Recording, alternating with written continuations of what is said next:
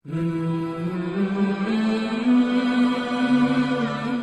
نے قرآن مجید کی سورہ ہجر کی آیت آپ کے سامنے پڑھی ہے۔ اللہ رب العالمین نے فرمایا کہ اِنَّا نَحْنُ نَزَّلْنَا الذِّکْرَ، اس اپنے ذکر قرآن کو نازل کرنے والے ہم خود ہیں، وَإِنَّا لَهُ لَحَافِظُونَ، اور اس کے محافظ بھی ہم خود ہیں۔ سبحان اللہ۔ ایک سوال ذہنوں میں پیدا ہوتا ہے، اللہ محافظ کیسے ہے قرآن کا؟ دنیا اگر قرآن کو سارے قرآن اکٹھے کر کے ختم کرنا چاہے، جلانا چاہے، مارکیٹ سے اٹھانا چاہے، تو اللہ کیسے اتر کے روکے گا ان کو؟ کس کی گردن کیسے پکڑے گا؟ عقلی بنیاد پہ یہ سوال اٹھ سکتا ہے۔ تو یاد رکھنا، اللہ تعالیٰ نے پہلے آسمانی کتابیں نازل کی اور ان کتابوں کی حفاظت کی ذمہ داری ڈائریکٹ امتوں کو دی، اپنے پاس نہیں رکھی۔ اس پہ قرآن مجید کی سورۃ المائدہ 5واں سورہ اور آیت نمبر 44 گواہ ہے، وَالرَّبَّانِيُّونَ وَالْأَحْبَارَ بِمَا اسْتَحْفَظُوا فِي کِتَابِ اللَّهِ، کہ اللہ کی جو کتابیں ان احبار اور ربانیون کو دی گئیں، ان کی حفاظت کا فریضہ بھی انہیں ہی دیا گیا، اللہ نے اپنے پاس نہیں رکھا۔ لیکن وہ قومیں، وہ امتیں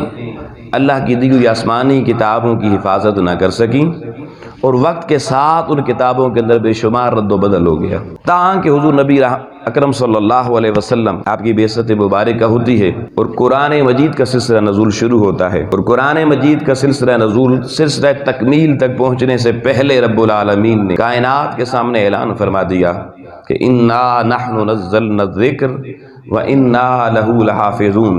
فرمایا اب امت مصطفیٰ گھبرانے پریشان ہونے کی ضرورت نہیں ہے۔ پہلی امتیں توریت، زبور، انجیل کی حفاظت نہ کر سکیں، مگر قرآن کی حفاظت کا ذمہ بھیجنے والے نے خود اپنے پاس لے لیا ہے۔ لیکن اللہ حفاظت کرتا کیسے؟ اس سبق کو سمجھنے کی ضرورت ہے۔ آپ دیکھیے، کوئی بادشاہ شاہی پر متمکن ہوتا ہے، تخت پہ آتا ہے، تو وہ کہتا ہے بھئی اس ملک کی سرحدوں کی حفاظت انشاءاللہ میں اس لیے شاہ بنا ہوں کہ میں خود کروں گا۔ لیکن کبھی کسی بندے نے نہیں دیکھا کہ وہ شاہ جا کے جناب سرحد پہ بندوق لے کے کھڑا ہو گیا۔ وہ کیا کرتا ہے؟ وہ اپنے معاشرے سے 3 طرح کی فورسز تیار کرتا ہے، بری، بحری اور فضائی۔ وہ اپنے معاشرے کا ایک کرائٹیریا بناتا ہے، اس طرح کے جوان، اتنا قد، اتنی چھاتی، اتنے مضبوط، توانا، صحت مند ہو، ان کی بھرتی ہوگی ان افواج میں۔ تینوں افواج اور فورسز میں نوجوان اسی ریاست کے جوان بھرتی کیے جاتے ہیں۔ جب بھرتی ہو جاتے ہیں پھر انہیں ٹریننگ دی جاتی ہے۔ جب ٹریننگ مکمل ہو جاتی ہے تو پھر ان کو ان محاذوں کے اوپر بھیج دیا جاتا ہے، اور جب وہ ہر طرح کی فوجیں اس ریاست اور ملک کے بارڈرز کے اوپر چوکس ہو جاتی ہیں، ڈیوٹی سنبھال لیتی ہیں، تو وہ بادشاہ اعلان کرتا ہے بھئی میں نے اپنا وعدہ پورا کر دیا ہے، میں نے کہا تھا اس ریاست کی سرحدوں کی حفاظت انشاءاللہ کر کے دکھاؤں گا۔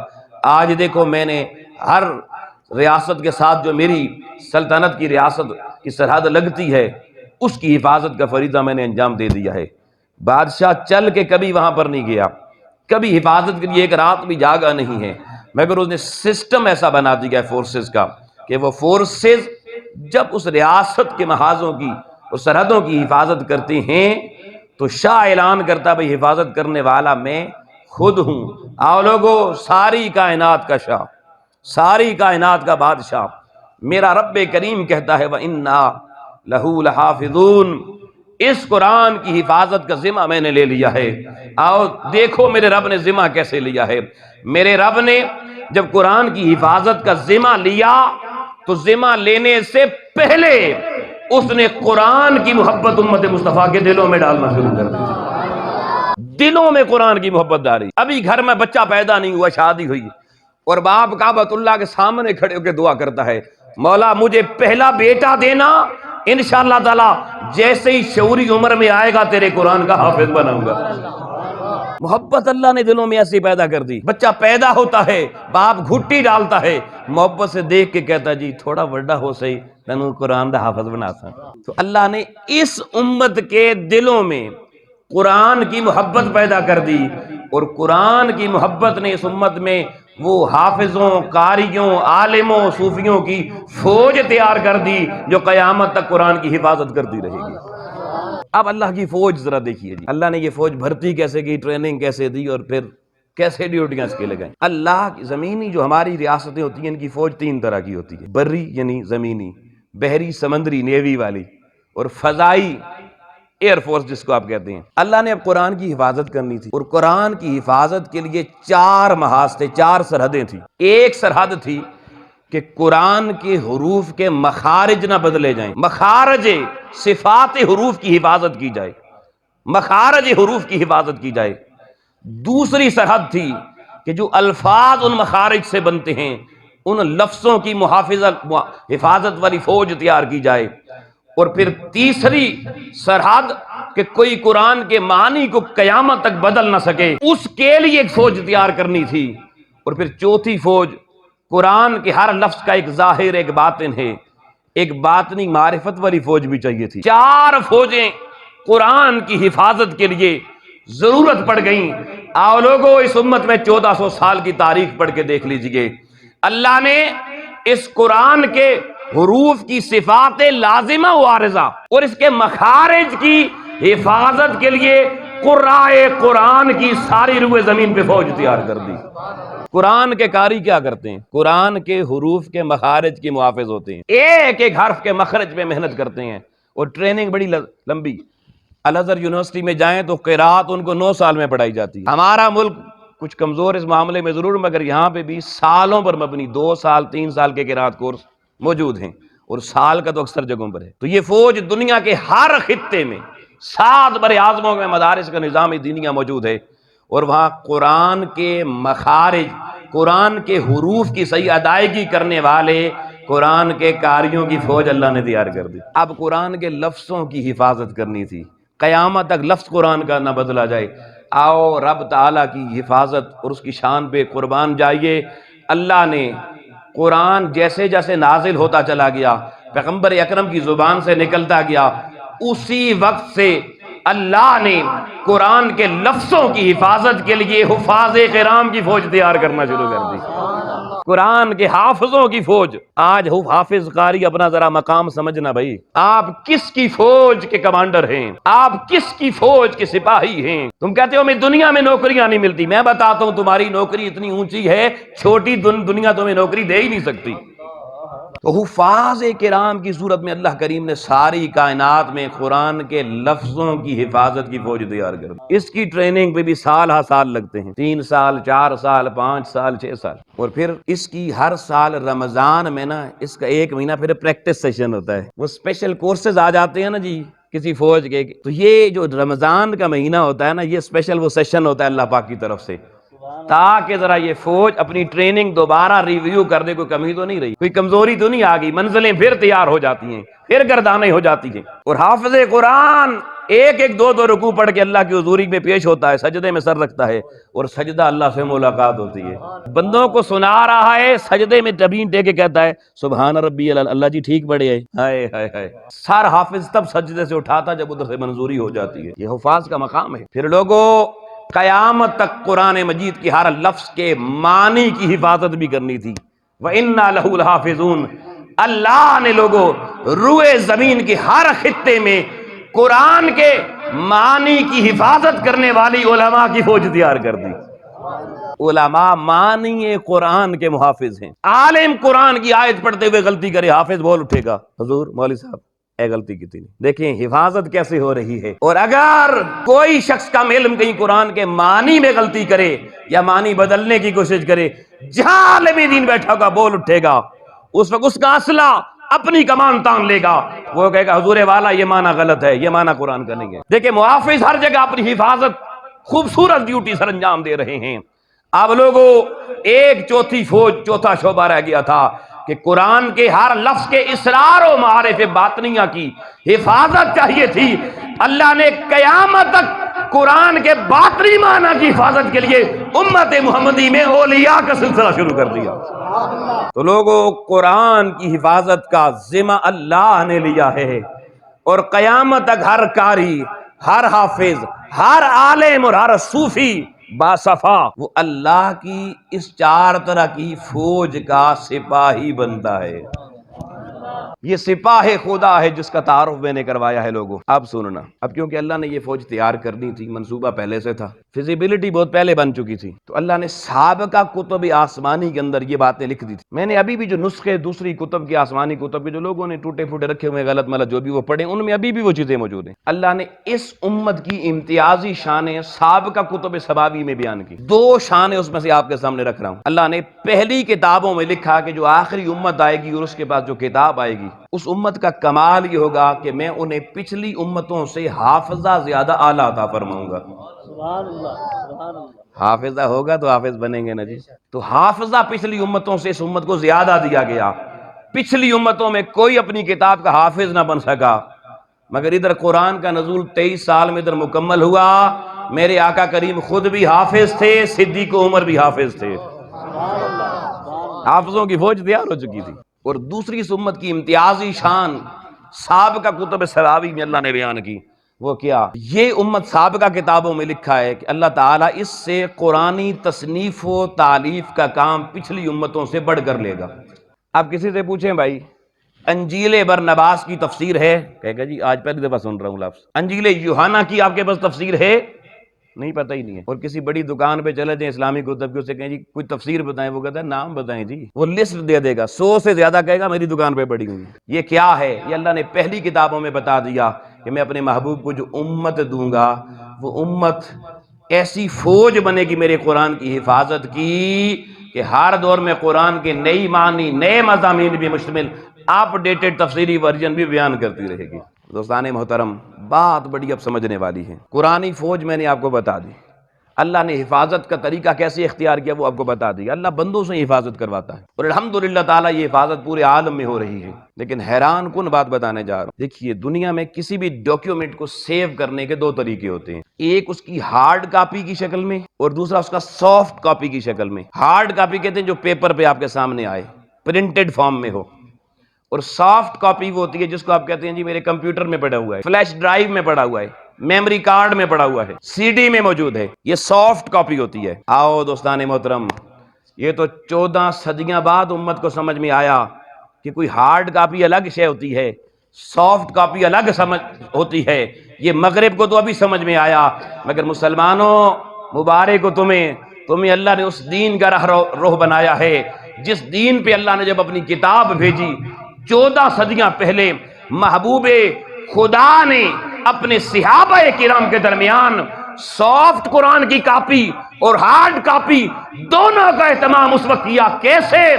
جب قرآن کی کوئی آیت نازل ہوتی 16 یا 14 یا 17 کاتبان وہی ایسے تھے، حضور نے لکھوا کے پارچہ جات کے اوپر قرآن کی ہارڈ کاپی محفوظ کروا دیتے اور صحابہ حضور سے سن کے یاد کر کے اپنے دلوں کو فلیش ڈرائیو بنا کے سافٹ کاپی محفوظ کر لیا کرتے تھے.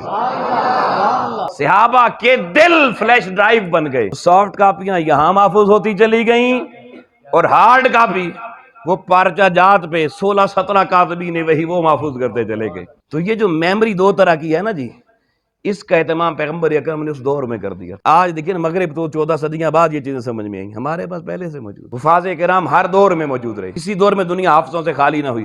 حتیٰ کہ حضرت فاروق اعظم کا زمانہ آیا، ایک جنگ ہوئی، اس جنگ میں سینکڑوں حفاظ کرام شہید ہو گئے. تھوڑی سی پریشانی لاحق ہوئی یار، 600-700 حفاظ دنیا سے چلے گئے. حضرت فاروق اعظم کا فارمولہ سنا، دوبارہ حفاظ تیار کرنے کا. مدرسے نہیں بنائے اس وقت آپ نے، مدرسے بعد میں بنے. آپ نے مسجد نبوی کے منبر پہ کھڑے ہو کے صحابہ کرام کی جماعت کو اور تابعین کی جماعت کو مخاطب کر کے کہا، آج کے بعد شہر مدینہ سے جو قافلہ تجارتی ہو یا کوئی اور قافلہ ہو جو دوسری ریاستوں میں جائے گا، دوسرے شہروں میں جائے گا، دوسرے ممالک میں جائے گا، اس قافلے میں جو حفاظ بچ گئے ہیں ان میں سے ایک حافظ لازمی شامل ہونا چاہیے. حضور وہ حافظ کرے گا کیا؟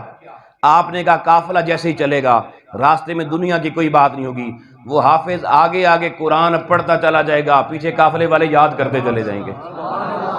چند سالوں کے بعد سیدنا فاروق اعظم کے دور میں ان قافلوں میں ٹریول کرنے والے سارے لوگ حفاظ قرآن بن چکے تھے. ایسے سافٹ کاپیاں تیار کر دی. پھر امام الانبیاء علیہ الصلوۃ والسلام کی رحلت کے بعد حضرت سیدنا صدیق اکبر کا جب دور آیا، حضرت سیدنا فاروق اعظم رضی اللہ تعالیٰ عنہ حضرت سیدنا صدیق اکبر رضی اللہ عنہ کے پاس حاضر ہوئے اور کہنے لگے کہ یا صدیق اکبر، میری خواہش یہ ہے کہ قرآن کی حفاظت کے لیے جو پارچہ جات کی صورت میں کاتبان وحی کے لکھے ہوئے مختلف نسخے ہیں وہ اکٹھے کیے جائیں، ایک کمیٹی بنائی جائے اور ان سب کو ایک ترتیب دے دیا جائے اور وہ ایک نسخہ سیمپل کے طور پہ محفوظ کر لیا جائے۔ حضرت صدیق اکبر نے ایک کمیٹی اپنے دور خلافت میں تشکیل دے دی، جس کی سربراہی حضرت زید رضی اللہ عنہ جو حافظ قرآن تھے انہیں دی گئی، اور اس کمیٹی میں سارے وہ ممبران تھے جو قرآن کے حافظ تھے۔ اس کمیٹی نے کام شروع کیا، سارے کاتبان وحی سے نسخے اکٹھے کیے پارچہ جات کی شکل میں اور ان کو اکٹھا کر کے مجموعے کو ترتیب دے دیا، اور وہ نسخہ حضور کی ازواج میں سے وہ زوجہ جو حافظہ تھی اور پڑھنا لکھنا جانتی تھی،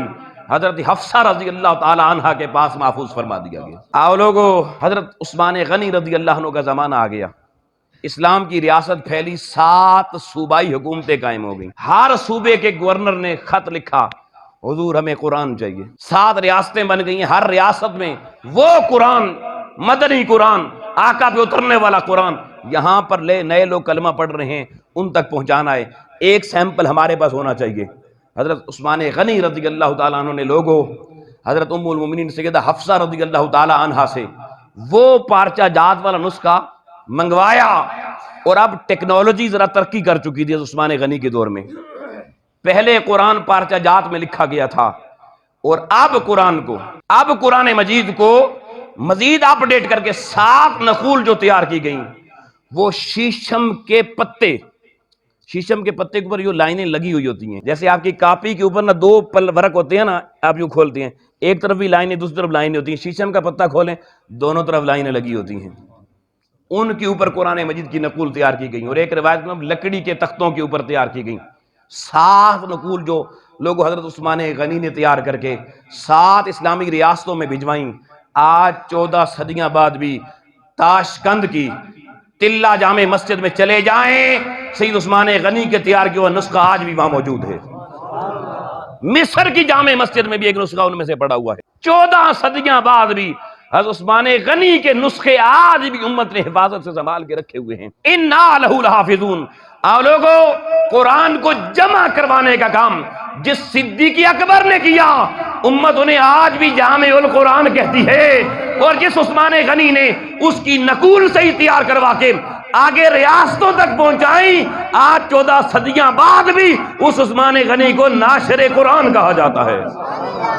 وہ تعارف بھی آج تک سلامت ہیں، قرآن بھی سلامت، قرآن پہ کام کرنے والوں کے تعارف بھی سلامت۔ لیکن لوگوں جب اور ریاست اسلامیہ پھیل گئی، اب ضرورت پڑی کہ قرآن کی سینکڑوں کاپیاں تیار کی جائیں، تو اب اسلامی ریاست میں اعلان کیا گیا جن لوگوں کو عربی رسم الخط صحیح آتا ہے، وہ کاتب پیسے لیں جو بھی بنتے ہیں ان کی دیہاڑی کے، مہینوں کے، آن پیمنٹ وہ قرآن کی نقول تیار کریں۔ تو سینکڑوں لکھنے والے لکھاری آ گئے، اور ہاتھوں سے قرآن لکھے گئے، پتھر کی سیلوں پر، لکڑی کے تختوں پر، شیشم کے پتوں پر اور چمڑے کے اوپر۔ حضرت عثمان غنی والا بلکہ جو نسخہ تاشقند میں وہ چمڑے پہ لکھا ہوا ہے، آج بھی محفوظ ہے۔ یوں دوستان محترم سینکڑوں ہزاروں نقول تیار ہوئیں۔ اب 2 سننے والی باتیں بڑی بھی آپ کی خدمت میں پیش کرنے لگا ہوں۔ اس میں کچھ ایسے لوگ بھی لکھنے کے لیے آ گئے جو مذہباً یہودی تھے یا عیسائی تھے، انہوں نے کہا چلے تنخواہ ملتی ہے، کاتب اچھے ہیں، وہ بھی لکھتے رہے، ان سے بھی لکھوایا جاتا رہا۔ ایک یہودی کاتب جو بڑا معروف کاتب تھا، تاریخ نے لکھا ہے، اس نے بھی ذمہ داری لی اور قرآن لکھنا شروع کیا۔ اس کو اچانک خیال آیا، یار میں تو یہودی ہوں، یہ کیسے پتا چلے کہ مسلمان سچے ان کا نبی سچا، ہم سچے نہیں ہمارا نبی سچا نہیں، عیسائی سچے نہیں ان کا نبی سچا نہیں، اس کے لیے کوئی تجربہ کرنا چاہیے۔ لوگوں بڑی نایاب بات بتانے جا رہا ہوں۔ اس یہودی کاتب نے یہ کیا کہ اس نے سب سے پہلے ایک انجیل کا نسخہ منگوایا، اور اس کو نئے ڈیزائن میں نئے طریقے سے لکھا۔ 40 مقام اس نے اس پورے انجیل کے نسخے میں سے یہ کیے کہ ان میں جو لفظ تھے وہ لفظ بیچ میں سے نکالے اور ان لفظ کے متبادل مترادف لفظ ڈال دیے، سملر ورڈ جن کو کہتے ہیں، یعنی اصل لفظ بدل دیے، اور نسخہ تیار کر کے اس نے اپنے علاقے کے چرچ کے پادری کو وہ تحفے میں پیش کیا نسخہ، اور اسے کہا اب جب سنڈے پریئرز ہوں اتوار والے دن، تو ان کے اندر آپ نے آئندہ جو انجیل پڑھ کے سنانی ہے وہ یہ والی سنانی ہے۔ لوگوں 1 سال تک سنڈے پریئر ہوتی رہیں، وہ کاتب انتظار کرتا رہا کہ کہ عیسائی پادری آ کے مجھے کہے گا آپ نے 40 مقامات بدل دیے ہیں، مگر سال گزر گیا پادری نے ایک بھی کوئی غلطی نہیں نکالی۔ اس نے کہا جھوٹا نسخہ پاس ہو گیا، مذہب بھی جھوٹا، دین بھی جھوٹا، دین کے ماننے والے بھی جھوٹے۔ پھر لوگوں اس نے راہبوں سے نسخہ لیا توریت کا، اس پہ وہی کام کیا، 40 مقامات پہ لفظ نکال دیے، اصل سیملر ورڈز ڈال دیے، اور وہ نسخہ تیار کر کے اس نے ربائی یہودی کو پکڑا دیا جو یہودیوں کو تبلیغ کرتا تھا، اور کہا یہ نسخہ خوبصورت ہے، اس سے ذرا تبلیغ کیا کریں یہودیت کی۔ آؤ لوگوں، یہودیت کی تبلیغ شروع ہو گئی۔ وہ کاتب 1 سال پھر انتظار کرتا رہا، اب تو اس کا اپنا دین تھا۔ 1 سال گزر گیا، ایک دفعہ بھی ربائی نے پلٹ کے نہیں کہا کاتب سرکار آپ نے اس جگہ سے لفظ بدل دیا ہے، یہاں سے لفظ بدل دیا ہے، وہ بھی نسخہ چل گیا۔ سال گزرا، اس نے کہا میرا دین بھی جھوٹا، میرے دین کے ماننے والے بھی جھوٹے۔ اب اس نے تیسری کارروائی شروع کی۔ وہ کاتب جو پہلے سے مسلمانوں کا کاتب تو تھا، اب اس نے قرآن کا نسخہ منگوایا، نئے ڈیزائن میں قرآن تیار کیا، 40 مقامات پہ قرآن کے اصل لفظ بدل دیے، متبادل سیملر ورڈز لائے عربی کے، وہ ڈال دیے، اور نسخہ تیار کر کے اپنے علاقے کے ایک مسلمان عالم دین کو پیش کیا کہ یہ میری طرف سے گفٹ ہے، تحفہ ہے، آج کے بعد اس کی تلاوت کیا کریں۔ آؤ دوستان محترم، بات جس کے دل میں کوئی روشنی ہے اس کو سمجھ آئے گی کہ میں جس کتاب جو ہمارے گھر میں پڑھی اس کا مقام کیا ہے، اور انا لہو لحافظون کیا ہے۔ آؤ دوستان محترم، توجہ سے یہ بات سمجھنے کے لائق ہے۔ ارے عالم دین نے قرآن کا نسخہ لیا، میں نے فوج قرآنی کا تعارف کروایا، اب اس فوج کی کارکردگی رپورٹ پیش کر رہا ہوں، اب اس فوج کی کارکردگی رپورٹ۔ عالم دین نے وہ نسخہ پڑھا، 3 دن گزرے، چوتھے دن عالم دین نے آ کے کاتب کا دروازہ کھٹکھٹایا، کاتب باہر آیا، عالم دین کے چہرے پہ غصہ تھا، اس نے کہا او کاتب یہ بتا نشے میں لکھا یا سوئے ہوئے لکھا ہے؟ اس نے کہا حضرت غلطی کیا ہو گئی؟ فرمایا بڑا کاتب بنتا ہے 40 نشان لگا کے لایا ہوں، 40 مقام پہ تو نے ہمارے قرآن میں تحریف کر دی ہے۔ آؤ لوگو، اس وقت اس کاتب کی چیخ نکل گئی، وہ عالم دین کے قدموں میں گر پڑا، محمد عربی کا کلمہ بآواز بلند پڑھ کے کہنے لگا ارے قرآن تو میں صحیح کر دوں گا مگر میرا تجربہ کامیاب ہو گیا، دھرتی پہ سچا دین اسلام ہے، سچی کتاب قرآن ہے، سچا نبی محمد رسول اللہ ہے۔ 3 دنوں میں رزلٹ سامنے آ گیا۔ وَإِنَّا لَهُ لَحَافِظُونَ۔ اللہ عبادت یوں کرتا ہے، اس کی فوج اتنی چوکس ہے، اس کی فوج اتنی اعلیٰ ہے کہ 3 دنوں میں 40 غلطیاں پوری نکال کے دروازے پہ جا کے سوتے ہوئے لکھا، نشے میں لکھا، رکھ نسخہ اپنے پاس۔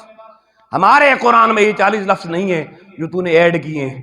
اس نے کہا حضور میں یہی تو تحقیق کر رہا تھا، کیونکہ میں جس ماں کے بطن میں پیدا ہوا وہ یہودن تھی، میں سچے مذہب کی تلاش میں تھا، میں نے یہ کارروائی عیسائیوں کے خلاف کی، پتہ چل گیا جھوٹ ہے، یہودیوں کے خلاف کی، پتہ چل گیا جھوٹ ہے، میں نے یہی جب کارروائی قرآن کے باب میں کی، ایک ہی عالم کو نسخہ دیا، ارے 3 دنوں میں قرآنی عالم نے 40 غلطیاں پکڑ کے بتا دیا، اللہ نے جو اتارا تھا وہ یہ نہیں ہے، وہ یہ نہیں ہے، پتہ چل گیا اِنَّا لَهُ لَحَافِظُونَ، اللہ کی حفاظت سب سے اعلیٰ ہے، اور اللہ کی فوج بھی سب سے۔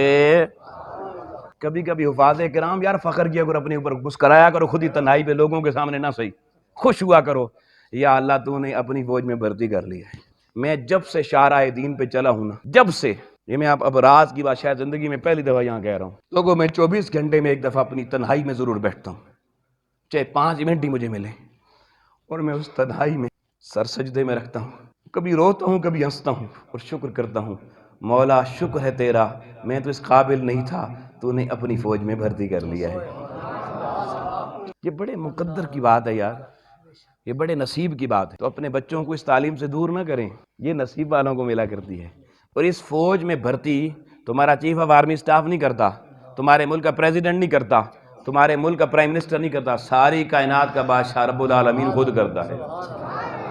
یہ بچہ آپ مدرسے کے حوالے نہیں کرتے، مولوی کے حوالے نہیں کرتے، اللہ کے حوالے کرتے۔ دوستان محترم، اب جو بات کہنے لگا ہوں لوگوں، کاش میرے معاشرے کو آج یہ بات سمجھ آ جائے۔ جب کاتبوں نے لکھنا شروع کیا نا قرآن، تو اسلامی ریاست اس وقت اتنی پھیل گئی تھی کہ اب کاتبوں کا لکھا ہوا قرآن بھی پورا نہیں ہو رہا تھا، اب پرنٹنگ پریس تھا نہیں، کیسے پورا کیا جائے؟ اس وقت ایک ایسا کام قرآن کے باب میں اس دین محمدی کی ماننے والی بیٹیوں نے کیا جس کام کو آج کوئی خراج تحسین پیش نہیں کرتا۔ میں تاریخ کے وہ ورق پڑھتا ہوں، میرا سینہ کے پھپولے اٹھتے ہیں۔ یہ معاشرہ، یہ امت ان ماؤں بہنوں بیٹیوں کو کیوں بھول گیا ہے؟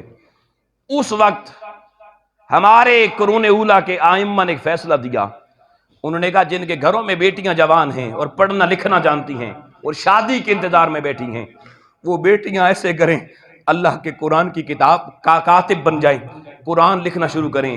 جب ان کا قرآن مکمل ہو جائے لکھنا اپنے ہاتھوں سے، ان کے ماں باپ کی ذمہ داری ہے وہ سنہری جلد اس کے اوپر چڑھائیں، اور سنہری جلد جب چڑھ جائے اگر رشتہ مل گیا تو ٹھیک، نہ ملا تو اسلامی ریاست ذمہ دار ہوگی، رشتہ انہیں دے گی، لیکن بیٹی کو رخصت ماں باپ دنیا کے 3 ڈبے اور لکڑی کے پھٹے دے کر نہیں کریں گے۔ بیٹی اپنے ہاتھ سے اللہ کا جو قرآن لکھے گی اس قرآن کے ساتھ ہی اپنے گھر سے رخصت ہوگی۔ وہ بیٹیاں لوگوں حضرت حفصہ بن سیرین رضی اللہ عنہ کی شکل میں، انہا کی شکل میں، جب اپنے ماں باپ کے گھر سے رخصت ہو کے سسرال میں گئیں، اپنے ہاتھوں سے لکھا ہوا قرآن لے کر گئیں، وہاں محلوں میں بیٹھی، وہاں کی بچیوں کو قرآن پڑھانا شروع کیا، اپنی گود میں بچے پیدا ہوئے۔ ارے یہ وہی بچے ہیں، کوئی وقت کا غزالی بن گیا، کوئی رومی بن گیا، کوئی جامی بن گیا۔ یہ وہ مائیں ہیں، اور امت کی بیٹیوں نے لاکھوں قرآن اپنے ہاتھوں سے لکھے۔ آج بیٹیوں کو بازار بھیجو، شاپنگ کرواؤ۔ یار جب آپ نے ان کو اس کام سے ہٹا دیا جو کام تھا ان کا، وہ پردے میں رہتی تھی۔ حضرت حفصہ بن سیرین حضرت امام سیرین کی بہن ہیں، قرآن کی عالمہ حافظہ بنی، قاریہ بنی، اور حضرت امام سیرین رحمۃ اللہ علیہ خود بھی بہت بڑے عالم تھے، مگر قرآنی معاملات میں جہاں کوئی کمی لگتی اپنی بہن سے رجوع کر کے ان سے استفادہ کرتے تھے۔ امام سیرین کی تو خوابوں والی وہ جو کتاب ہے نا، کسی نے کوئی تعبیر دیکھنی ہو تو لوگ دیکھتے ہیں، مگر آپ کی بہن کو تعارف کوئی نہیں کراتا۔ وہ اپنا علم بھی جہاں کمی لگتی اپنی بہن سے رجوع کرتے تھے۔ 35 سال تک لوگوں حضرت حفصہ بنت سیرین نفلی اعتکاف کی منت مان کے تنہائی میں بیٹھی رہیں، صرف ضروری حاجات کے علاوہ کبھی باہر نہیں نکلتی تھیں، اور پورا دن اپنے علاقے کی بچیوں کو اللہ کا قرآن پڑھاتی تھی، خواتین کو اللہ کا قرآن پڑھاتی تھی۔ اور جب رات آ جاتی آپ نے ایک باندی رکھی گھر میں، 30 سال وہ باندی آپ کے گھر میں رہی۔ 25 سال جب اس باندی کو گزر گئے، وہ ایک دن محلے میں ایک پڑوسن کے گھر میں گئی، پڑوسن نے اس باندی سے پوچھا تیری مالکن جو حفصہ وہ باہر نہیں آتی، کسی سے ملتی نہیں ہے، یہ اندر کیا کرتی رہتی ہے؟ اس باندی کا بیان سنیے۔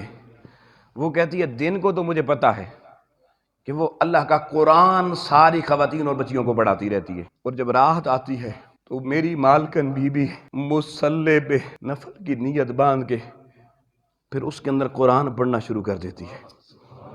پھر ساری رات حفصہ کی زبان پہ قرآن ہوتا ہے اور آنکھ میں آنسو ہوتے ہیں۔ کہتی ہے مجھے 25 سال ہو گئے میں نے بی بی کو رات کو سوتے ہوئے نہیں دیکھا، ساری رات اللہ کا قرآن پڑھ کے روتی ہے، سمجھ نہیں آتا۔ اب یہ ایک لطیفے کا جملہ ہے، وہ کہتی ہے سمجھ نہیں آتا کہ بی بی سے ایسا گناہ کون سا ہو گیا، کبھی باہر تو نکلی تھی کسی سے ملی نہیں، کہ 25 سالوں سے میں نے روتے ہوئے دیکھا، نہ اس کی آنکھ خشک ہوئی نہ اس کی زبان سے قرآن رکا۔ یہ ہے میری آپ کی تاریخ مسلمانوں۔ ہم آج کیوں آپس میں لڑ رہے ہیں یار؟ کوئی کام نہیں مولویوں کا لڑنے کے علاوہ، فتوے بازیاں ہیں، دشنام ترازیاں ہیں۔ آپ اکابرین میں ماؤں کا تعارف کروا رہا ہوں، بہنوں کا کروا رہا ہوں، ساری زندگی انہوں نے قرآن کی خدمت یوں کی۔ اور پھر دوستان محترم 17ویں صدی جب آئی نا، اس وقت تک یہ بیٹیاں یہ کام کرتی رہیں۔ تقریباً اسلام کی تاریخ میں 1100 سال تک ہماری بیٹیوں نے یہ کام قرآن لکھنے والا کیا۔ تو پھر 17ویں صدی میں رشیا کا ایک روس کا علاقہ تھا کازان، وہاں پہ ایک بزرگ تھے، حمزہ بے نام تھا ان کا، تھا حمزہ بے۔ انہوں نے وہ پہلی مشین لینن گراڈ جس کو کہتے ہیں، جس مشین کو لینن گراڈ کہتے ہیں، اس کے اوپر پہلا قرآن انہوں نے پرنٹ کر کے امت کو دیا۔ اور دوسرا پھر قرآن کی پرنٹنگ پریس ہیمس برگ میں لگا، جس میں قرآن کی سینکڑوں کاپیاں تیار ہوئیں۔ تیسرا پریس قرآن کی پرنٹنگ کا ایران میں لگا، اور یوں قرآن کی پھر ہزاروں لاکھوں کاپیاں پرنٹ ہونا شروع ہو گئیں کاغذ کے اوپر۔ لیکن دوستان محترم اس امت نے حفاظت اس کی فوج بن کر اتنی خوبصورت کی کہ عثمان غنی قرآن پڑھتے ہوئے جب شہید کیے گئے اور آپ کے رخسار سے لہو کے قطرے قرآن پہ گرے، آج بھی مصر کی ایک لائبریری کے اندر وہ قرآن پڑھا ہوا ہے، آج بھی جا کے دیکھیں لہو عثمان کے قطرے اوپر موجود ہیں۔ اور سمرقند میں ایک قرآن بتانے لگا ہوں، بہت خاص بات، وہ پورا قرآن جب ہم نے زیارت کی حیران ہو گئے کہ 4x8 سائز کے لوہے کے تختے ہیں، 4x8 سائز کے۔ عموماً آج کل وہ پلائیاں وغیرہ کا ان کا یہ سائز ہوتا ہے، یہ سائز بھی وہاں سے کاپی کیا گیا، اسٹینڈرڈ سائز۔ 4x8 سائز کی لوہے کی سلے ہیں اور ان کے اوپر پورا قرآن مجید ایسے لکھا ہوا قلم سے نہیں ہے، اس لوہے کے اندر کنندہ ہے، سبحان اللہ، اندر کنندہ ہے، اور وہ سٹینڈرڈ کاپی ہے۔ کون سی جی؟ Standard copy. دنیا میں جس نے بھی قرآن کا موازنہ کرنا ہو وہ اس سٹینڈرڈ کاپی سے موازنہ کر لے۔ اتنا اس امت نے حفاظت کی کہ لوہے کے اندر کنندہ کر کے رکھ دیا تاکہ لوہے پر چیز مٹ نہیں سکتی، پینٹ بھی کر دیں تب بھی نہیں مٹتی، تاکہ دنیا کو پتہ چل جائے انا لہو لحافظون۔ یہ قرآن کی حفاظت کے چند ادوار پہ میں نے بات کی ابھی۔ پھر لوگوں ہماری تاریخ کے ہم صرف کہتے ہیں حنفی ہیں۔ امام اعظم ابو حنیفہ رحمۃ اللہ علیہ، رمضان میں آج ہم ایک قرآن نہیں پڑھ سکتے، 10 دن تراویحوں میں آئے، 11ویں دن چھٹی، کوئی 8 کوئی 12 پڑھ کے بھاگ گئے۔ اور میرے امام اعظم رمضان میں 60 سے زیادہ قرآن پڑھتے تھے۔ اب یہاں آج کے دور کے کچھ جناب جدید علم پڑھے ہوئے کہتے ہیں جی کیسے ممکن ہے، اس کا بھی جواب دے دو۔ کچھ انجینئر نما دماغ ایسے ہیں جو کہتے ہیں کہ یہ کیسے ممکن ہے۔ آئیے دوستان محترم، میرے لیے وقت کی رفتار اور ہے، اللہ کے ولی کے لیے وقت کی رفتار اور ہے۔ حضرت سلیمان کا وہ امتی آصف بن برخیہ جو 900 میل دور گیا تھا تخت لینے کے لیے، اور جا کر تخت اٹھا کے واپس لا کے سلیمان کے سامنے رکھا تھا، کتنا ٹائم لگا تھا پلک جھپکنے میں۔ اگر میں آپ ہوتے، ہم پورا مجمع ہوتے جاتے تو ہمیں کئی سال لگتے، 900 میل پیدل جانا، پھر واپس آنا، اور واپسی پہ بندے بھی زیادہ چاہیے ہوتے، تخت بھی اٹھانا ہوتا، اور پتہ نہیں کتنے راستے میں مر جاتے، موت آ جاتی اتنے عرصے گزرنے میں۔ لیکن سلیمان علیہ السلام کا امتی قرآن نے اس میں خود گواہی دی ہے۔ اب انجینئر لوگ بن گئے، قرآنی عالم نہیں بنے۔ قرآنی عالم، وہ قرآنی عالم بنتے تو انہیں پتا چلتا قرآن میں کیا کچھ لکھا ہوا ہے۔ ارے انجینئرنگ کی مائکروسکوپ سے قرآن سمجھ نہیں آتا، محمد الرسول اللہ کی دوربین لگاؤ گے قرآن پھر سمجھ میں آئے گا۔ تو پتا چلا اگر سلیمان کے امتی کے لیے وقت کی رفتار بدل سکتی ہے تو لاکھوں سلیمان کی امتی محمد مصطفیٰ کے ایک ولی پر قربان، واہ واہ واہ، سبحان اللہ۔ ایک ولی پر قربان۔ امام اعظم کوئی چھوٹی شخصیت ہے، کسی چھوٹے ولی کا نام ہے؟ 80 ہجری میں پیدا ہوئے، 150 ہجری میں وصال ہوا، تابعین کا زمانہ پایا سارا، قرون اولیٰ کے چوٹی کے ولی اللہ ہیں۔ اللہ نے جب امام اعظم کو اپنے دین کا عشق محبت اور جنون دیا تو آپ کے عشق و جنون اس حد تک پہنچا کہ رمضان میں آپ ایک قرآن دن کو پڑھتے، ایک رات کو پڑھتے، اور 3 قرآن تراویح میں پڑھا کرتے، 10 پہلے عشرے میں، 10 دوسرے عشرے میں، 10 تیسرے عشرے میں۔ میرے نبی کی حیات ظاہری کی 63 سال کی نسبت سے رمضان مکمل ہوتا ہے، امام اعظم کے 63 قرآن مکمل ہو جاتے ہیں۔ ان کی رفتار اور تھی، ہماری رفتار اور ہے۔ اور امام شافعی کا ساری زندگی معمول رہا، ہر 10 دن میں ایک قرآن ختم کرتے تھے، ساری زندگی۔ اور پھر بات یہاں تک نہیں رکتی، امام اعظم کے ماننے والوں، امام اعظم کے بڑے شاگردوں میں 2 نام آتے ہیں، امام محمد، امام یوسف۔ امام محمد بڑے امیر گھرانے کے تھے، اب حضور آپ کی سننے والی بات ہے، بڑے گھرانے کے، رئیس گھرانے کے بچے تھے امام محمد، کھاتے پیتے گھرانے کے، غریب گھرانے کے نہیں تھے، ٹٹی پسلی ٹوٹے پاؤں والے نہیں تھے۔ باپ نے کہا جی میں اپنے بچے کو امام اعظم کا شاگرد بناتا ہوں، استاد چنگے تکڑے ہو نا آ جاتے ہیں تکڑے لوگ۔ تو امام محمد آگے جی پڑھنے کے لیے، آپ ذرا آج ہم کہتے ہیں نا برگر ٹائپ کا بچہ، یہ تو ہماری مثال ہے نیک، اس دور میں ہی نہیں، اس ٹائپ کا بچے تھے وہ۔ جب امام اعظم کے پاس آئے نا 2-4 دن رہے، اب امام اعظم پہلے بچہ آتا 2-3 دن اس کو چھیڑتے نہیں تھے، ایک دم بچے کو آتے ہی ڈنڈا شنڈا دکھا دیں اور بھاگ جاتا ہے، 2-3 دن کچھ نہیں کہتے تھے، پوچھتے نہیں تھے کدھر سے آئے ہو، کیوں ہے، بس کھانا پینا کھاؤ، سو آرام کرو، موج کرو، ماحول دیکھو۔ جب بچہ ماحول سے عادی ہو جاتا تو پھر اس کو اپنے پاس بلاتے، تعارف کرتے۔ اب امام اعظم کا معمول تھا، وہ اپنے مدرسے میں جو بچہ حافظ نہیں ہوتا اس کو داخل نہیں کرتے، وہ کہتے ہیں پہلے حفظ پھر علم شریعت۔ یہ امام اعظم کے مدرسے کا اصول تھا۔ اب جب امام محمد کا تعارف ہوا تو انہوں نے کہا جی میں تو حافظ نہیں ہوں۔ آپ نے کہا چلو واپس لوٹ جاؤ۔ بڑے گھرانے کا بچہ آیا، لوٹا دیا، کہا پہلے حفظ کر کے آؤ پھر ہم پڑھائیں گے آپ کو دین کا علم۔ امام محمد بوجھل قدموں سے چلے گئے، ماحول بڑا پسند آیا تھا، جانا نہیں چاہتے تھے مگر مجبوری بن گئی۔ آؤ لوگوں، تاریخ نے لکھا ہے 3 دن گزرے تھے، یا ایک تاریخ میں 1 ہفتہ گزرا تھا، یعنی ایک جمعے کو اگر انہوں نے بھیجا تو دوسرے جمعے کو جمعہ پڑھا کے امام اعظم جب بیٹھے نا لوگوں کے درمیان تو دیکھا امام محمد بھی بیٹھے ہوئے ہیں، شاگرد آ گیا واپس۔ آپ نے سمجھا شاید جمعہ پڑھنے آیا ہوگا، کہا بیٹا ادھر آؤ۔ کیسے آنا؟ وہ خیر ہے۔ کہا حضور وہ مدرسے میں داخلہ آپ نے دیا تھا، پڑھنے کے لیے آئے ہوں۔ کہا میں نے تو کہا تھا حفظ کر کے آنا۔ کہا حضور اب سننا آپ کا کام ہے، 30 پارے سنانا ہمارا کام ہے۔ اب یہ رفتار، ہائے ہائے ہائے، 7 دنوں میں پورا قرآن یاد کر لیا یار۔ خود امام اعظم نے 30 دنوں میں پورا قرآن یاد کیا تھا۔ وہ آخری شیبان تھا، کہیں سے گزر رہے تھے، کسی نے کہہ دیا یہ حافظ ابو حنیفہ جا رہا ہے۔ آپ نے کہا میں تو حافظ نہیں ہوں۔ بس گھر پہنچے قرآن کھول لیا۔ اگلے دن رمضان شروع ہو رہا تھا، تراویح کے مصلی پہ خود کھڑے ہو گئے، دن کو سپارہ یاد کرتے، رات کو مصلی پہ سنا دیا کرتے تھے۔ اللہ نے کہا میرے قرآن سے ابو حنیفہ تو نے محبت اتنی کی ہے، روز 1 پارہ یاد کیا ہے، تجھے وہ شاگرد دوں گا جو 1 ہفتے میں پورا قرآن یاد کر لے گا۔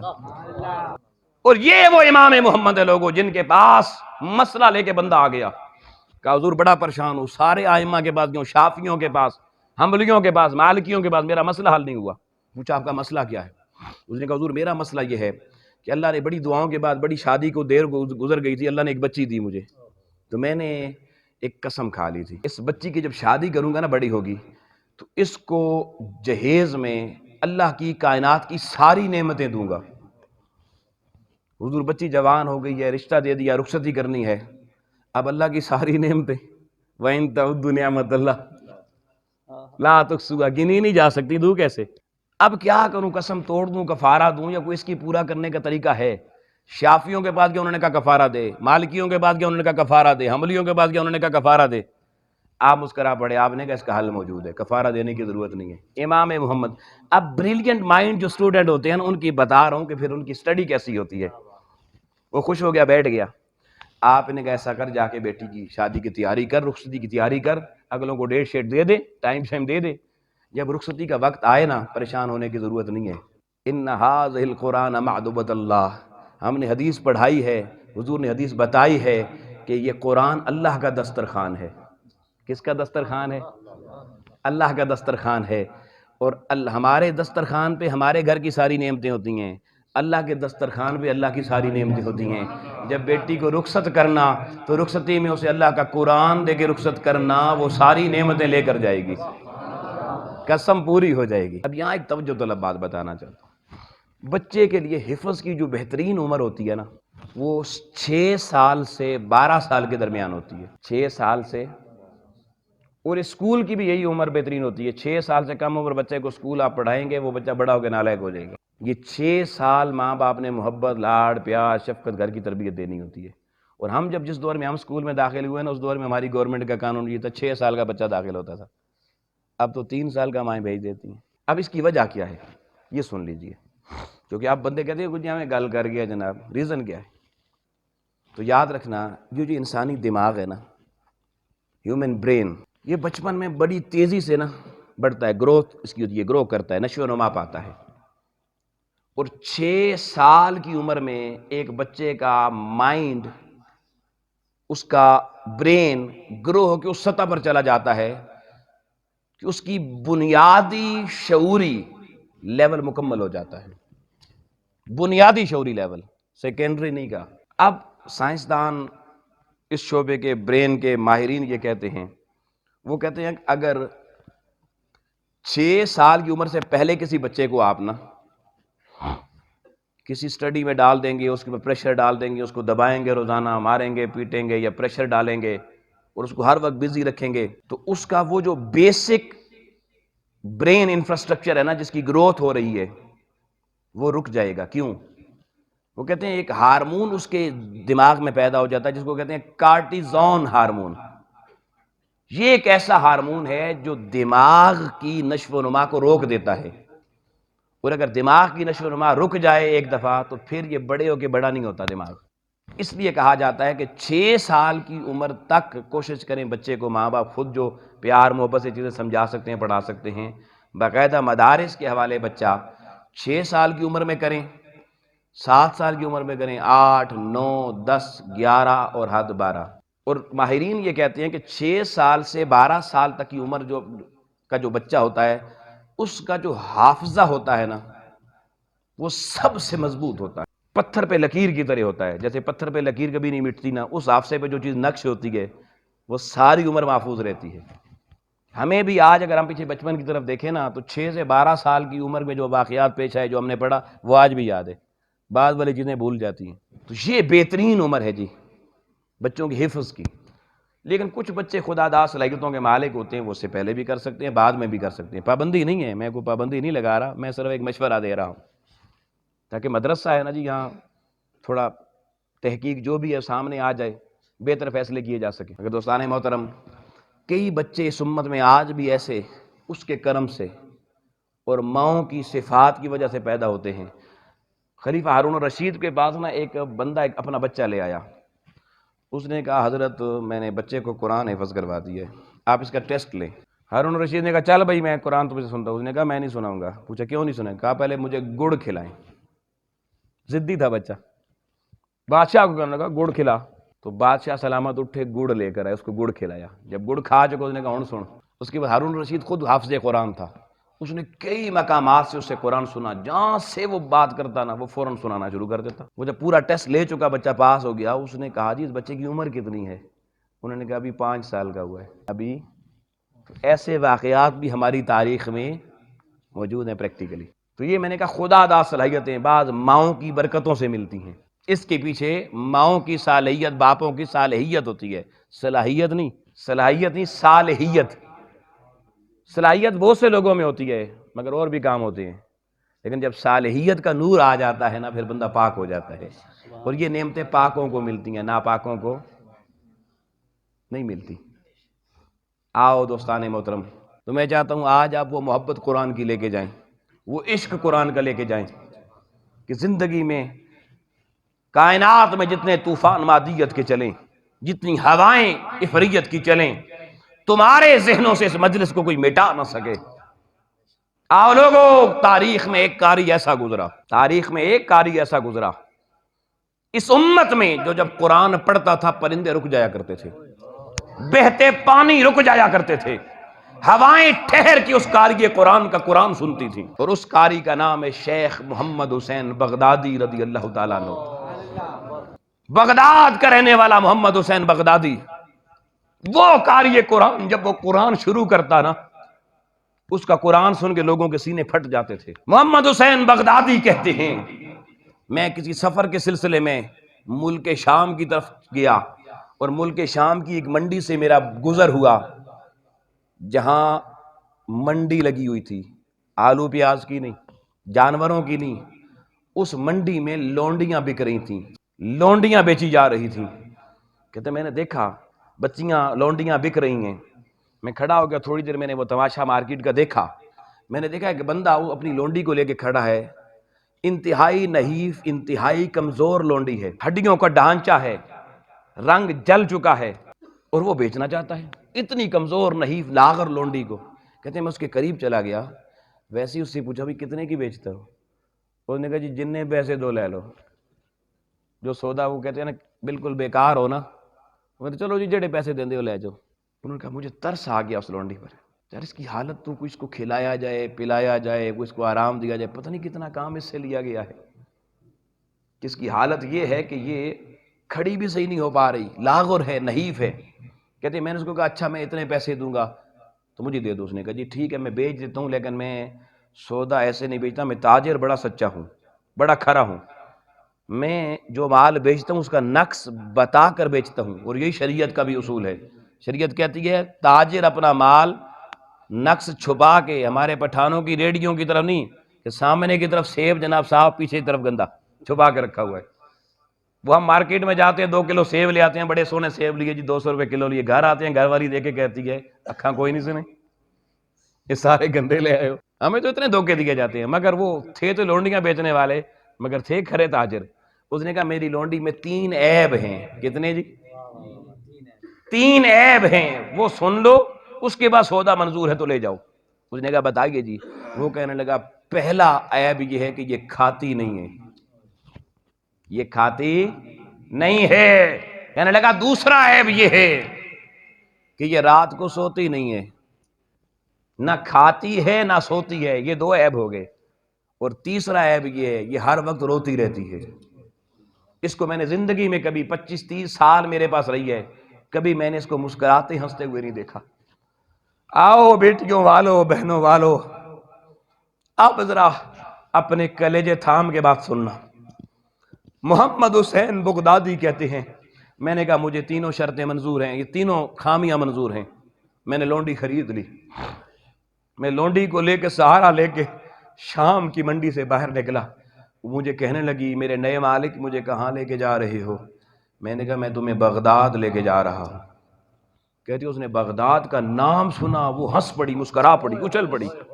وہ کہتی میں حیران ہو گیا, ابھی تو اس کا نقص بتایا جا رہا تھا, خامی بتائی جا رہی تھی کہ یہ کبھی مسکراتی نہیں ہنستی نہیں ہے, اور میں نے پہلا جملہ بولا ہے اور یہ ہنسنا مسکرانا شروع ہو گئی.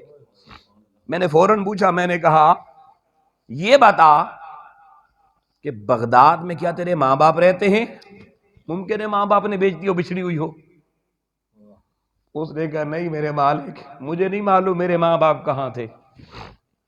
کہا یہ بتا کیا بغداد کا نام سن کے اس لیے ہنسی ہے وہاں میرے حضور غوث پاک کا ڈیرا ہے؟ اس نے کہا میں ان کو بھی نہیں جانتی. کہا جنید بغدادی وہاں رہتے ہیں, کیا ان کا سن کے ہنسی ہے؟ کہا حضور میں کسی کو نہیں جانتی. محمد حسین بغدادی کہتے ہیں میں حیرت پہ گم ہو گیا.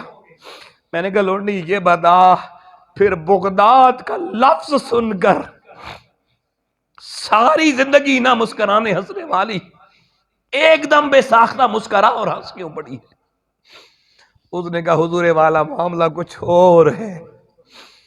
میں نے دنیا سے یاری نہیں لگائی, میں نے دنیا سے تعارف نہیں کیے, میں کسی کو نہیں جانتی, کون نہ ماں کو جانتی ہوں نہ باپ کو جانتی نہ کسی اور اللہ والے کو جانتی ہوں.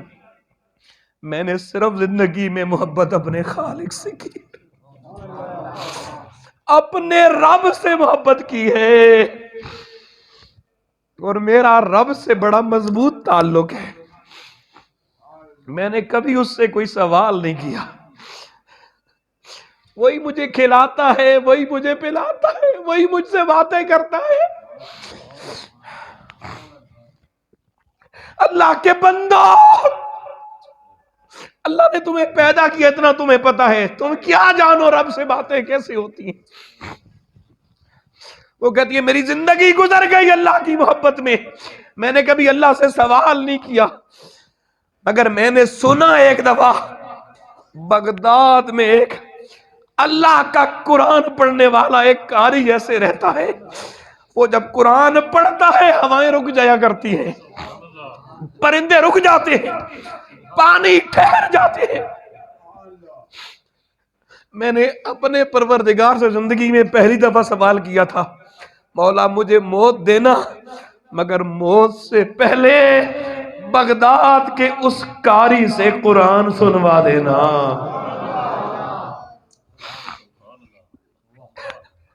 محمد حسین بغدادی کہتے ہیں میں رو پڑا. میں نے کہا کنیز لونڈی یہ بتا جب تیرے رب سے اتنے رابطے ہیں تو یہ بھی جانتی ہوگی بغداد کے اس قاری کا نام کیا ہے؟ کہتی ہے وہ لونڈی ایک دم کہنے لگی میرے رب نے مجھے بتایا ہے بغداد کی اس قاری کا نام قاری محمد حسین بغدادی ہے. اللہ اکبر. کہتے ہیں میں تڑپ اٹھا, میں نے کہا اے لونڈی تیرے مقدر پہ ناز کروں, تیری اللہ سے ملاقاتوں اور تعلق پہ ناز کروں. میں رب کے قرآن کا قاری میں بھی ہوں, انہوں نے کہا آپ ہی قاری ہیں، آپ کا نام؟ کہا تو نے اپنے رب سے جس محمد حسین بغدادی کی بغداد میں زندگی میں ایک دفعہ قرآن سننے کی فرمائش کی تھی، سن اب میں تیرا مالک نہیں، تو میری مالکن ہے، اب میری مالکن سن، واقعی تیرا رب سے رابطہ بڑا مضبوط ہے، اللہ نے بغداد سے اس قاری کو اٹھا کے تیرے سامنے کھڑا کر دیا ہے، میں ہی وہ محمد حسین بغدادی ہوں۔ کہتے وہ پھر اچھل پڑی، اس نے کہا مالک تیرا شکر ہے، تو نے بغداد بھی نہیں جانے دیا، ادھر ہی مراد پوری کر دی۔ حضور میں تڑپ رہی ہوں، اس نے بتایا ہے وہ قرآن پڑھتا ہے بڑا پیارا، مجھے اللہ کا قرآن سنا دیجئے، مجھے اللہ کا قرآن سنا دیجئے۔ لوگوں قاری محمد حسین بغدادی کہتے ہیں میں نے بسم اللہ شریف پڑھ کے قرآن مجید کی سورہ مریم کی تلاوت شروع کی، کہتے ہیں ابھی ایک آیت مکمل کرنے پایا تھا، میں نے اپنی خوبصورت لے اور خوبصورت آواز میں جب قرآن کا نغمہ چھیڑا، ایک آیت مکمل ہوئی، میری یوں آنکھ کھلی، وہ لونڈی زمین سے اچھلی، واپس زمین پہ گری، اس کی روح قفز انصری سے پرواز کر گئی۔ کہتے ہیں میں اس کی محبت پہ حیران ہو گیا، میں نے قرآن تو پڑھا تھا، محبت کا یہ رنگ نہیں دیکھا تھا۔ کہتے ہیں میں نے سوچا اب اس کے کفن دفن، اس کے انتظام، اس کے غسل کا کرنا ہوگا۔ کہتے ہیں میں دائیں بائیں دیکھا، اب کیا کس کو بلاؤں؟ کہتے ہیں پلٹ کے سامنے دیکھا، لونڈی غائب تھی۔ اے رات کے اس پہر خاص میں اللہ کے قرآن کی مجلس میں آئے ہوئے مسلمانوں، رب کی محبت کا یہ طرز غور سے سننا، اگر کوئی قرآن سے اور رب سے محبت کرے، میرا رب اس کو کیسا محبوب بناتا ہے، پھر وہ میرے رب کا مشتاق نہیں رہتا، رب اس کا خود مشتاق بن جاتا ہے۔ کہتے ہیں میں حیران تھا، ابھی تو میرے سامنے اس کی میت پڑی تھی، کہاں چلی گئی، یہ کیا ہو گیا؟ کہتے ہیں میں نے آنکھیں یوں یوں کی، کہیں کوئی مجھے مغالطہ تو نہیں لگ گیا۔ کہتے ہیں تھوڑی دیر بعد شیخ قاری محمد حسین بغدادی نے اپنی آنکھوں سے دیکھا کہ چند لمحے پہلے پھٹے پرانے کپڑے پہن کر شام کی منڈی میں بکنے والی لونڈی خوشبوؤں سے بھرے سفید کفن میں لپٹی ہوئی، نہائی دھوئی ہوئی پڑی تھی۔ اس وقت کہتے ہیں میرے اندر کی محبت جاگی، میں نے پکارا اس مالک کو، مولا اس سے تو باتیں کرتا تھا، آج مجھ سے بھی باتیں کر، بتا اس لونڈی کو غسل کس نے دیا ہے، اس کو کفن کس سے پہنایا ہے؟ کہتے ہاتف غیبی سے آواز آئی، او میرے قرآن پڑھنے والے، میرے قاری، اس نے میرے قرآن سے بھی محبت کی ہے، مجھ سے بھی محبت کی ہے، جو میرے قرآن سے اور میں رب سے محبت کرتا ہوں، پھر میں مخلوق پر ان کی حاجتیں نہیں چھوڑتا، میں ان کی حاجتوں کا ذمہ خود اپنے ذمہ لے لیتا ہوں۔ ارے اس لونڈی کو زمین سے میرے عرش کے ملائکہ حوض کوثر پہ لے گئے تھے، اس کو حوض کوثر سے غسل دیا گیا ہے، جنت کا کفن پہنا کے تجھے واپس کیا گیا ہے۔ آؤ لوگو، اللہ کی محبت کا یہ نغمہ قرآن ہے، اللہ کی محبت کے سر قرآن کی آیتیں ہیں، اللہ کے وصل اور ملاقاتوں کے راز قرآن کی آیتیں ہیں۔ کہاں کھوئے ہوئے ہو میرے معاشرے، میرے بھائیوں، نوجوان نسلوں کن محبتوں میں پڑی ہوئی ہو، کن کو دل دے رہے ہو؟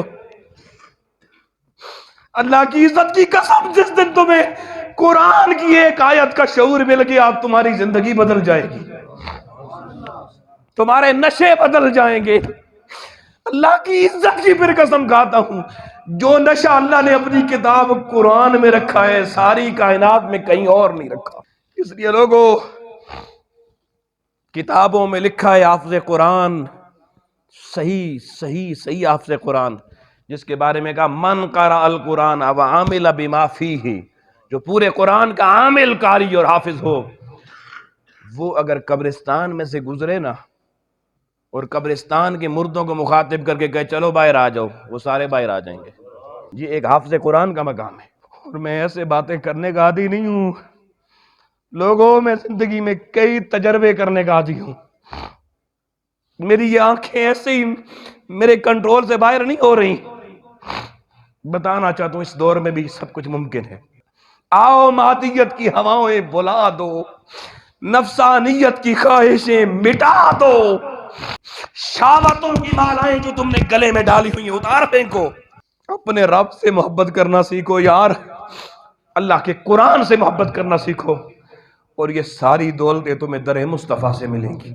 آقا حضور کی کچہری میں آنا جانا سیکھو، اور حضور کی کچہری صرف اولیاء کے لیے مختص نہیں ہے، ساری امت کے لیے ہے، ساری۔